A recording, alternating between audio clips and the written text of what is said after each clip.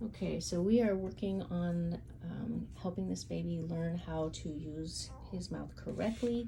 We are currently using a Breastflow bottle, which has 2 nipples, one green one you can see in the inside, and then the softer one on the outside. And this baby has been pretty much an exclusively nipple shield baby.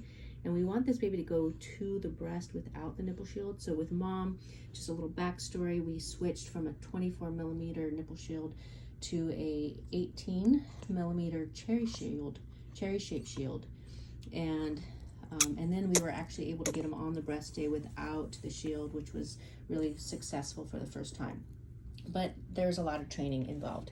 So mom is holding him with his back against her breast, her body, her chest, and then her forearm is supporting his body. So he's sandwiched between, in the same way that she would be doing it at the breast.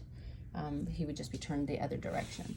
So he did have a bottle earlier today. Mom said that it wasn't as successful, and he's a lot more relaxed. Is that correct? Yep. A lot more relaxed. What else are you noticing?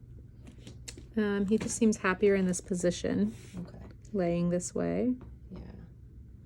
Yeah, and this little guy does have a tongue tie restriction and a lip tie restriction, so he's got a few things going on with him that mom has to keep adjusting his lips, helping him, kind of stretch and go a little bit wider.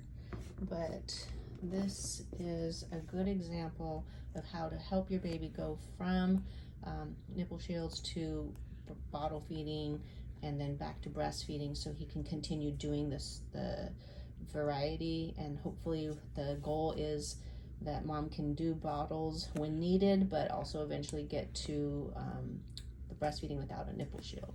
So this just strengthens his jaw and encourages his suck to improve.